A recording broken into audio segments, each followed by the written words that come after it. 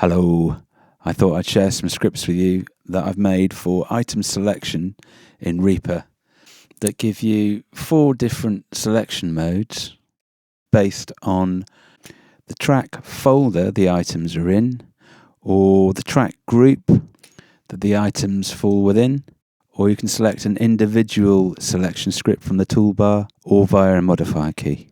And there's an edit all mode.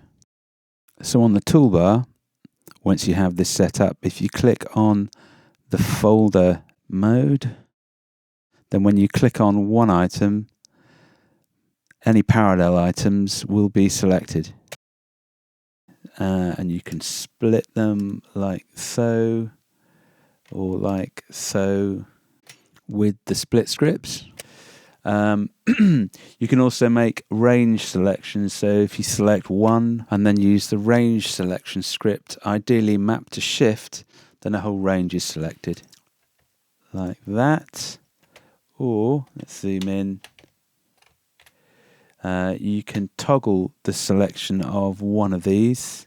I've got that one mapped to command on a Mac. You could also add to a selection outside the initial range with that same script like that. You can also use the track group mode. The snare is in a group, so if you select one, it'll select the others in the group, and you can do the same thing with your shift key or the command key if you map those scripts to those modifiers. Folder selection works by selecting all items that have their start or end points either within the area of the item that you're clicking. There's a tolerance either side in both the folder and the group scripts.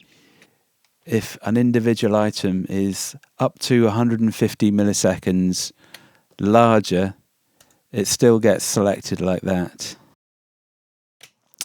This just helps the workflow, because sometimes I find items just end up being slightly larger than the others, and this just keeps things a bit more smooth running in those cases. The same is true of the track group selection mode. If you're using the track group selection mode, there's a wider boundary of half a second, just in case you're using it to edit groups of instruments that might be playing different phrases. You can also use the edit all mode, where if you click on one item, then items across all tracks are selected. In this mode, if you click on an item and parallel items have earlier start points or later end points, then a time selection is created. And you can then split your items like that. And then the next time you click, the time selection goes away. Finally, something I found handy about the folder script and the track group script is that if you have a smaller item within the bounds of a larger one, it makes it easy to target the whole area or just the one item within it. If you've made edits that are little details and you click on them, it's only that will be selected.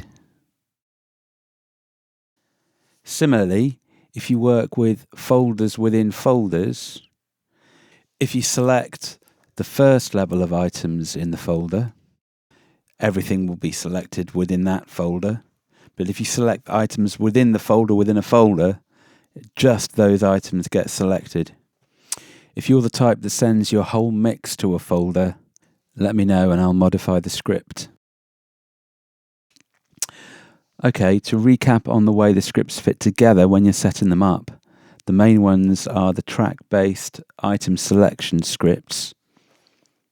The second one down here is the one designed to be mapped to your plain click on an item. The next two are designed to be mapped to either Shift for the range selection or Command for the non-contiguous selection on Mac. Then these individual scripts are designed also to be mapped to a modifier, perhaps Control, to enable you to temporarily bypass the mode you're in and edit just one item. And then we have a couple of split scripts that follow the modes. And then there are 3 supporting scripts that keep track of which items are selected when you come out of record and when you unselect all items. As you can see, when you come out of record, the selection changes. So the record and play toggles included keep track of this, just in case your next click adds to that selection. All of these scripts are available in the extension for Reaper called Repack. Thanks very much for listening.